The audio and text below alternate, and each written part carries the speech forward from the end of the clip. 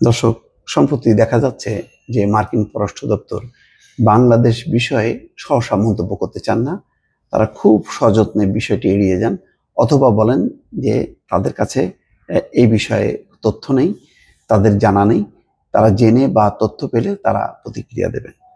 তো বিষয়টি ছিল খুব গুরুত্বপূর্ণ। একটি হচ্ছে শেখ হাসিনার বক্তব্য প্রচারে নিষেধাজ্ঞা, আরেকটি হচ্ছে যে ভারতের কোনো কোনো অঞ্চল নিয়ে একটি নতুন অঞ্চল গঠন করার বিষয়ে মাহফুজ আলম, সরকারের উপদেষ্টা মাহফুজ আলমের একটি মন্তব্যের প্রতিক্রিয়া জানতে চাওয়া হয়েছিল। দুটির বিষয়েই কিন্তু ম্যাথিউ মিলার বক্তব্য দিয়েছেন, তবে সেই বক্তব্যে উত্তর ছিল না। দর্শক বুঝতে পারবেন, প্রশ্ন ছিল লম্বা এবং উত্তরের চেয়ে প্রশ্নের এটা ছিল ব্যাখ্যা, বিবৃতিটা ছিল অনেক বড়।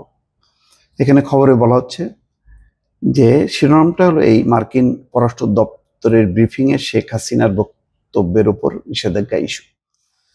গণমাধ্যম ও সামাজিক যোগাযোগ মাধ্যমে শেখ হাসিনার বিদ্বেষমূলক বক্তব্য প্রচারে নিষেধাজ্ঞা দিয়েছেন আন্তর্জাতিক অপরাধ ট্রাইব্যুনাল। তার এই নিষেধাজ্ঞার বিষয়ে মার্কিন পররাষ্ট্র দপ্তরের ব্রিফিংয়ে প্রশ্ন করা হয়েছে। স্থানীয় সময় মঙ্গলবার আয়োজিত ব্রিফিংয়ে এই বিষয়ে জানতে চাওয়া হয়। যদিও প্রশ্নকারী বিদ্বেষমূলক বক্তব্য প্রচারের নিষেধাজ্ঞার বিষয়টি উল্লেখ করেননি, তিনি শুধু বক্তব্য প্রচারের উপর নিষেধাজ্ঞার বিষয়টি উল্লেখ করেছেন। ব্রিফিংয়ে প্রশ্ন করা হয়, সাবেক প্রধানমন্ত্রী শেখ হাসিনার বক্তব্যের উপর বাংলাদেশের আন্তর্জাতিক অপরাধ ট্রাইব্যুনাল নিষেধাজ্ঞা দিয়েছে, বিষয়টি সাংবিধানিক অধিকার লঙ্ঘন এবং বাক স্বাধীনতার পরিপন্থী। এই বিষয়ে আপনার মন্তব্য কি? মার্কিন পররাষ্ট্র দপ্তরের ওয়েবসাইটে বলা হয়েছে, এই বিষয়ে প্রশ্ন করা হলেও তা নিয়ে কোনো মন্তব্য করতে রাজি হননি দপ্তরের মুখপাত্র ম্যাথিউ মিলার। ব্রিফিংয়ে প্রশ্ন করা হয়, সম্প্রতি ডক্টর ইউনূসের প্রভাবশালী উপদেষ্টা ও সাবেক প্রধানমন্ত্রী শেখ হাসিনার পতনের মাস্টার মাইন্ড মাহফুজ আলম পশ্চিমবঙ্গ, ত্রিপুরা এবং আসাম সহ ভারতের অংশবিশেষকে নিয়ে একটি বিতর্কিত সোশ্যাল মিডিয়া পোস্ট করেছেন। তার এই ধরনের মন্তব্য দক্ষিণ এশিয়ার আঞ্চলিক স্থিতিশীলতার জন্য ঝুঁকির কারণ হতে পারে। মার্কিন সরকার কি এই বিবৃতিকে উদ্বেগের সঙ্গে দেখে কিনা, এবং আঞ্চলিক শান্তি ও স্থিতিশীলতা বজায় রাখতে এই ধরনের বক্তব্যের বিরুদ্ধে যুক্তরাষ্ট্রের দৃষ্টিভঙ্গি কি? জবাবে পররাষ্ট্র দপ্তরের মুখপাত্র ম্যাথিউ মিলার বলেন, তার এমন মন্তব্যের বিষয়টি আমার জানা নেই। আপনি আমাকে যা পড়ে শোনালেন এর বাইরে এই বিষয়ে আমার জানা নেই।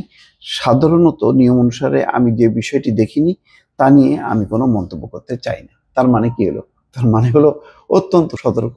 তারা জানে যে এখন ইউনূস সরকারকে বিব্রত করার জন্য নানা রকম প্রশ্ন আসবে, নানা রকম বিষয় সামনে টেনে আনা হবে, একেবারে বক্তব্য মন্তব্য সহ।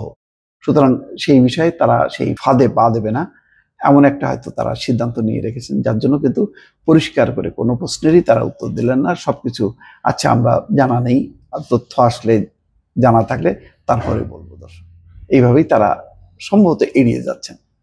ভালো থাকবেন। আল্লাহ হাফেজ।